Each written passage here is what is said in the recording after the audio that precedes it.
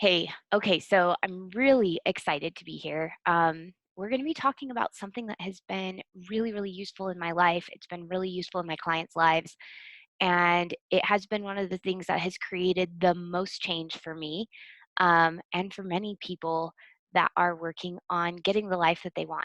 So, considering that coronavirus is going all over the place and I think when we're in times of crisis, it can really bring our limiting beliefs up to the surface, particularly when um, we're just trying to survive. We slip into our patterns. We have something in our brain called neural pathways. And really, what that means is just we have patterns that have been carved into our brain where we can go from point A to point B really quickly. We draw conclusions very fast. Um, and we do that in order, and we tend to do that whenever we're in survival mode or whenever we're in crisis, whenever we're in trauma. But we also tend to do it just so we can make snap decisions, stay out of uncertainty, and move towards, a solution of some sort. So my guess is that I have felt myself trying to move into my patterns, and I thought, if I'm doing this, surely other people are doing this. Um, the difference is I am very aware of my patterns. I know what is going on because I've been dealing with this for 10 years. Um, I started this journey 10 years ago in 2009, actually, the very end of 2009. Um, and I got diagnosed as clinically depressed because my limiting patterns became so heavy and there were so many, and I couldn't function anymore. So I started the therapy process and slowly over time started identifying the limiting patterns that I was living by, the limiting beliefs that subconsciously were dictating my life, and began to sift through them and realize that many of them were no longer serving me. So let's talk about what a limiting belief is. A limiting belief is basically a set of rules um, that you are living your life by. They live in your subconscious. You're often not aware of them. In fact, 80% of the thoughts that you're thinking are subconscious on a daily basis, and you're thinking scientists are not exactly sure how many there are that you have each day, but it's somewhere between 25,000 and 75,000 thoughts on any given day. And 80% of those not only are subconscious, but a good percentage of those are repetitive as well. So these beliefs are things that are coming up over and over and over again. Subconscious means you're not aware of the thoughts, they're not happening at a conscious level, but yet it's still dictating your behavior. That's why these things are so powerful, is because you are living your life based on a set of rules that you're not even aware of. A lot of times we pick up these beliefs somewhere between childhood and young adulthood. We pick them up for a good reason. They help us survive and connect and avoid punishment and please the people around us and gain us love and affection from the caregivers in our life. Now, obviously, if you grew up in an abusive household or something like that, you're going to have a lot of limiting beliefs and a lot of like negative self talk. But even if you grew up in a healthy household as a 4-year old or a 5-year old or even younger, we sometimes misinterpret the things that our parents do or our caregivers do or things that happen in the world, and we draw conclusions that we wouldn't draw as an adult. So, for instance, if your dad was gone all the time for work, maybe you drew a conclusion that he didn't care about you when in actuality he was at work to provide for you, but maybe you took on the conclusion that your father went to work or went away every day because he wanted to be away from you. A lot of times kids will do this in the middle of divorce. They'll assume that um, their parents divorced because of them. um, I mean, I took on my own limiting beliefs of what it meant to have a birth father that wasn't a part of my life. I had the limiting belief that I was disposable, and that if that I could please people so that they wouldn't dispose of me. And it's interesting. So, what happens with limiting beliefs is because we don't like to be wrong as a species, we begin to look for evidence that supports our beliefs. And no matter what your belief is, we look for evidence to support that belief, which entrenches it and it creates those neural pathways that we were talking about. Um, The crazy thing about it is the more we look for evidence of those beliefs, the more we create that neural pathway, the more we start creating patterns in our life to support that belief. So you would think that we would go out and we would have evidence and we would be like, oh, no, look, because all the time we're contradicting our beliefs. Beliefs are not facts. They're simply beliefs that we have, and they can be contradicted. They might be true, they might not be true. What happens is as we go out and we live all the time, we're contradicting our beliefs, but we only look at the evidence that supports our beliefs, which is crazy. So, for instance, let's say you had that limiting belief that I'm just going to use my own experience. So, let's say you had the limiting belief that you're disposable. Anytime you have a friend or a family member that says something that indicates that you are disposable, you're going to take that as evidence that, in fact, if you don't please, perform, and perfect, that people will get rid of you in their life. This is something I did for years. In fact, marrying my own husband, who has been nothing but, I mean, he's giving me nothing but evidence that he's faithful and um, that he wants to be with me and he enjoys my company. I was terrified that if I did the wrong thing, said the wrong thing, that he was going to eventually give up on me and divorce me. Because over the course of my life, I had lost friends because you grow apart naturally. But every time I lost a friend or somebody moved or, something happened that changed my relationship with a person where we weren't as close, I took that as evidence of I'm disposable. When I'm not perfect, I'm disposable. So perhaps that was one of the very first limiting beliefs that I identified in my life and began to work on was this idea that um, I had to please, perform, and perfect, or otherwise people would dispose of me. Because I also had lots of evidence looking back from where I'm at now. If I look back to my childhood, I had lots of evidence that people loved being around me, they enjoyed my company, they wanted me in their life, but I was looking for the evidence that supported my limiting belief. Okay, all of that to say that anytime there's a place in your life where you're not exactly happy with yourself, something keeps happening, there's a pattern that keeps happening, you can't seem to ever get the promotion, or you can't seem to find a good spouse, or you can't seem to have a good relationship with your parents or your kids or whatever. If there's a For me, I mean, I'm looking at my desk. I would show you I would show you my desk. My desk has never been entirely organized. And it drives me crazy about myself. And yet I'm looking at this desk and I'm like, okay, obviously there's a limiting belief here. I want to change it. I still have it. Has it gotten better? Yes, it has. So allowing yourself those small victories is fantastic. But looking at my desk and realizing this is something that bothers me. And in my head, my limiting belief is I'm not organized. That's not entirely true. Look behind me. That is organized. But when it comes to my desk is not organized. So maybe I'll take a picture of that for you guys later. But in my head, my limiting belief is I'm not organized. So what we're going to do today is we're going to help you start identifying your limiting beliefs because they are the script for your life. You are not going to act out of concert with your limiting beliefs. Your beliefs are what determine your behavior. So if you want to change your behavior, if you want different results, you have to change your limiting beliefs. That's how this works. So we have to identify the problem before we can solve it. So I have a saying that is starting to really define my entire life, my business, and everything. And that is, I believe that every problem has a solution, but I believe you have to be honest with yourself about what the problem is. I don't think you can gloss over the problem or pretend it's not there and find a solution. You have to be really honest with yourself. You have to be really honest about the situation.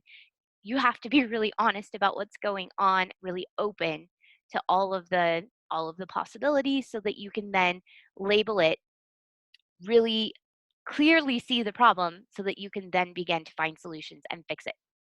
All right.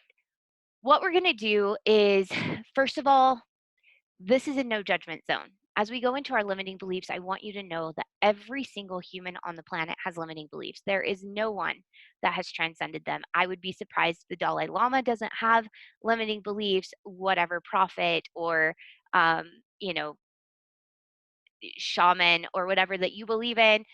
There is no perfect person. Okay. We all have limiting beliefs.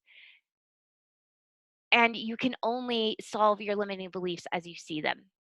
Now, it would be overwhelming to our psyche to see them all at once. Your brain is going to protect you. It's probably only going to present you with one or two limiting beliefs at a time. So, what we're going to do is we're going to go through the process of finding limiting beliefs. And as you deal with a limiting belief and as you begin to change that, and you guys, this is going to be a slow process, but as you move forward, you will see improvement in your life. You'll see yourself start getting closer and closer and closer to the life you want. We don't go from 0 to 60. This is a very slow process that allows us to build the strength and the muscle to deal with further limiting beliefs down the road. I will tell you this, it's slower at the beginning, but it gets a lot easier in the end. Okay. So, first off, how do you find your limiting beliefs? All right, the first thing I need you to understand is that all of your limiting beliefs are serving a purpose for you. You wouldn't have them if they weren't doing something for you, they weren't giving you something. Your limiting beliefs maybe offered you protection or love, acceptance. Um, And that's what makes them really powerful. Maybe they absolved you of guilt or absolved you of responsibility. Maybe they made your life easier. Um, Maybe it kept you from being criticized and protected you in that way.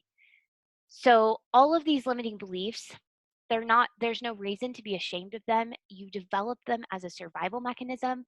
You develop them as a way to protect yourself. You develop them in order to make your life better. But you probably did that when you were 3 or 4 or 10 or even when you were 16, long before your prefrontal cortex was developed. And you've just been playing that tape and you've been building up that belief your entire life. You've been looking for evidence that that belief is true, and really, that would be kind of like putting a 4-year-old in charge of your life at this point. So, what we're going to be doing is loving on that 4-year-old, that that belief was created, loving on them and letting them know it's okay. We're grateful that they created this belief and for everything it's done to protect us. So, you're going to be loving that inner child, not judging or shaming that inner child. That inner child created this belief for you for a reason, and it served you well for a while. But we don't want that inner child running our business, running our grown up relationships, organizing our desk for us. Okay. So we want to honor that child at the same time that we allow our adult self to take over and to run the rest of the rest of our life for us. So do know that as you change your limiting belief, you are also giving up whatever benefit came from that limiting belief.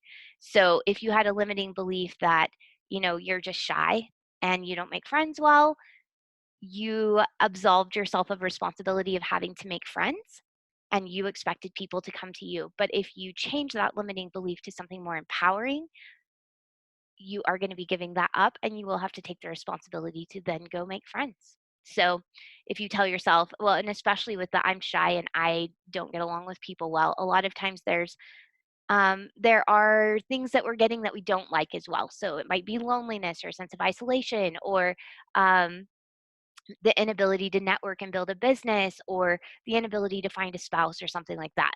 So there are negative effects, obviously, or they wouldn't be limiting beliefs, but there is typically a benefit hidden in there as well. So just be aware that it's going to be a little difficult. It's going to take about 2 months to overcome these limiting beliefs because there is that benefit and because you have a lifetime of looking for confirming evidence. Okay, so the first thing we're going to do to find our first limiting belief is I want you to really think of a place in your life that you're not entirely happy with. Maybe it's your desk, like mine. Maybe it's something bigger. Maybe you don't like how your relationship is going. And maybe no matter what you do, it seems like it keeps going back to that place. Maybe it's your business. Maybe you can't seem to break a certain ceiling, or maybe once you get to a certain point in business, you can't seem to get past it, and so you change to something else, and you're constantly changing. Maybe you can't keep friendships, or you never feel like you belong. So I'm going to give you a minute and just really think about that. Where is it in your life that you're like, this just isn't going right? This isn't going the way I want it to go. It's a little hard sometimes to admit that to ourselves. Okay, as you're thinking about this part of your life that isn't going the way you would like, really pay attention to what you're feeling. What are you thinking about? What are the thoughts that come to mind? I want you to write all of those down.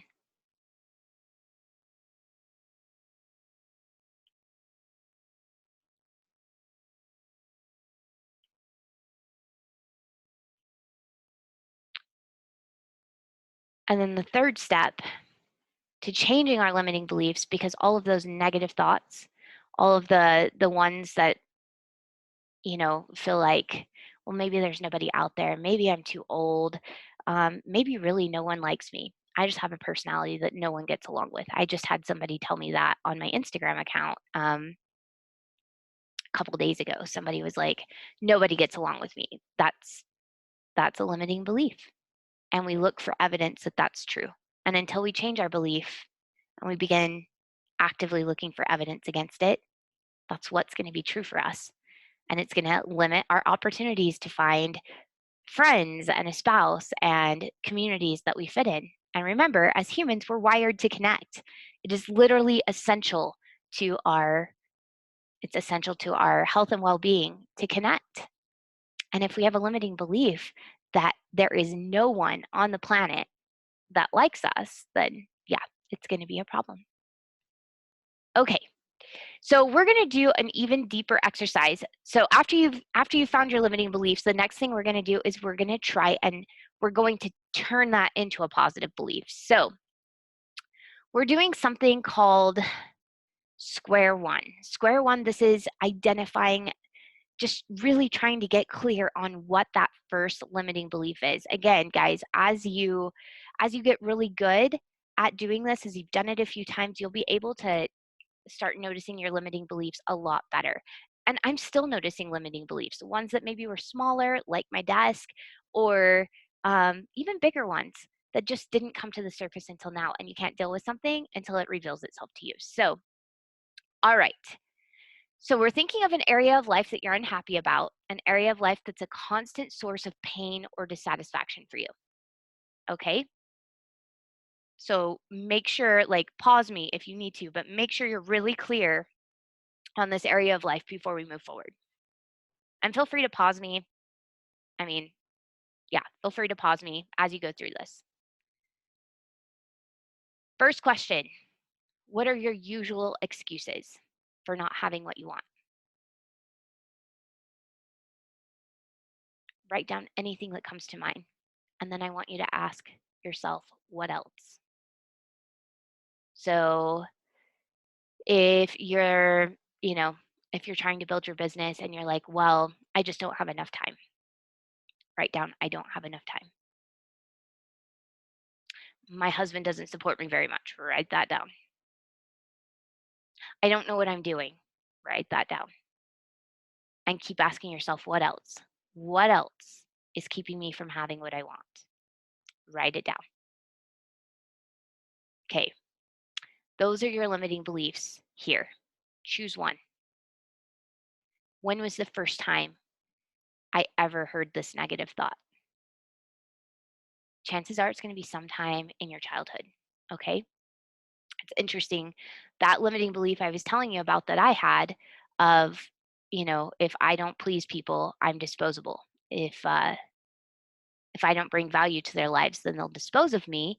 Um, I thought the first time I heard it was when I was 13. But as I went back, I realized it was something I carried with me almost my entire life. um, after my birth father left. So, and that happened when I was in utero. Um, but I can't ever remember not having that thought that if I didn't please, perform, and perfect, that I could be disposed of, that maybe I wasn't good enough. So, I mean, even though everyone in my life treated me like I was good enough, that was definitely a problem for me. I worried a lot about pleasing people, and being pleasing, like being someone that people liked being around because I didn't want to be disposed of. So, I mean, that's a really, really heavy one, but that was the very first limiting belief that I pulled up, was that if I didn't please people, I could be disposed of. That's a huge one because, again, we're wired to connect. So, when was the first time you heard your negative thought?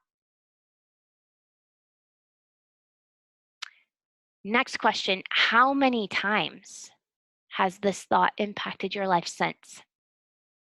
When I look over the course of my life, it's interesting. People can't come and go from my life over and over again, for different reasons. They move, like really, really platonic reasons. They move.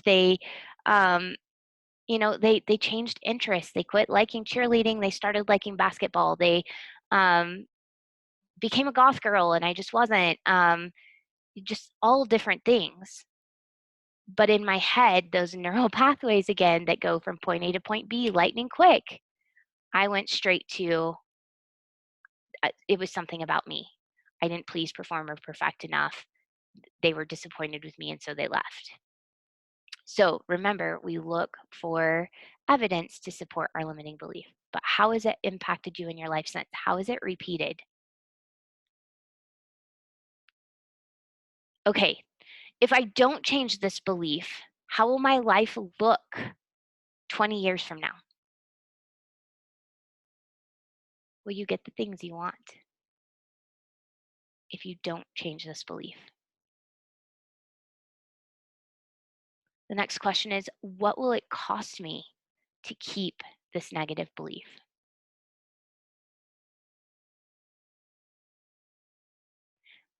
Next question, how do I really want to show up in this part of my life? So, if that limiting belief wasn't there, what do you really want? What would that look like? Get as detailed as possible as you can.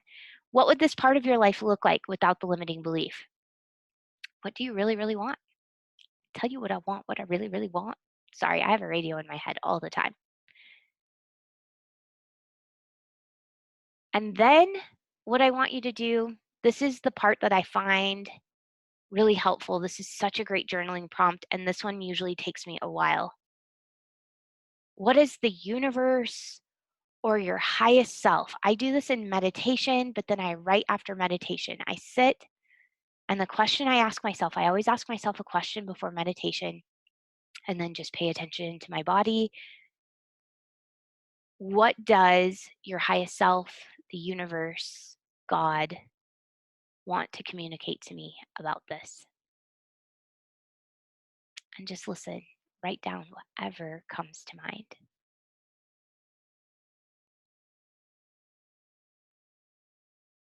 So that's going to be our first, that's our first little webinar. Identifying that limiting belief, really getting curious with yourself about it.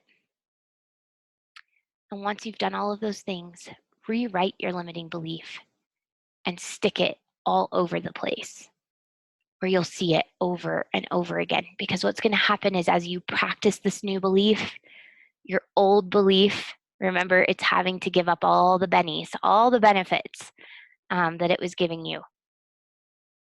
And it's going to kick and scream. It's not going to want to leave. As it begins to throw its tantrum, you're going to have to remind yourself, what I do is I thank my old belief. I say, thank you so much for keeping me safe. Thank you so much for keeping me connected. Thank you for all of the love that you've given me. But now I'm moving to this belief because it serves me better. And then I remind myself of the belief. And you're going to have to keep reminding yourself of that over and over and over again. And it will take about 2 months to really start to to correct that belief. And it's going to get weaker and weaker and weaker as you go. So just be aware your old limiting belief is going to kick and scream a fair bit, because we don't like change. As creatures, we like what's comfortable and what's known, even if what we're getting from it isn't what we want. We like the monster that we know better than the unknown. So that is today. Maybe you're experiencing some limiting beliefs around the coronavirus. Maybe you feel out of control, or like, "Ugh, of course this happened again on my birthday," or of course, like, my business is going to blow up like it has before, or like everything has before. If you find yourself saying, of course this always happens to me, or this is happening to me again, a great way to overcome this sense of being out of control, or like this always happens to you, is to examine your limiting beliefs, is to really sit down with them and say, okay, why do I feel like this always happens to me? What am I thinking? What are the negative thoughts I have? Go through that whole process. What are the negative thoughts I have? How has that served me in the past? How does this shown up in my life over, the course of my life? Um, and what's it going to cost me to keep this negative belief? So I hope that is helpful, you guys. This has literally defined the last decade of my life. It has taken me from a place that was scary and dark and lonely and inauthentic.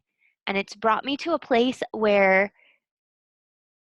I feel like anything is possible. Do I still have limiting beliefs? Oh my gosh, yes, we all do. I will have limiting beliefs until I die. But learning how to identify them, move through them, has improved my life 1,000%, 1,000,000%. Who I am now, if I were to die today, I'd be happy with who I am now and all that I've accomplished. But there's so much further I want to go. So I want you to feel like that too. Like, I'm really happy with my life and what I've done in my life. And I feel like I can do anything with my life in the future. And that any limiting belief that comes up, I'll be able to identify and move through and create a new belief that anything is possible. That's honestly, deeply what I want for every person I ever come in contact with, is this sense of I can do anything. Anything is possible. All right. Thank you for watching. I hope this helps you, and we will meet again next week for another topic, or perhaps to dive into this one a little bit deeper. I'd love to hear your thoughts and opinions, or any aha moments that you had, any sweet experiences. You guys, getting to know yourself in this way, you are going to become the best friend that you've ever had to yourself, the person that you can trust the most, and there is nothing, nothing that is sweeter than that relationship that you can have with yourself, and the life that you can create. All right. Thanks so much for joining me, and I'll talk to you later. Bye.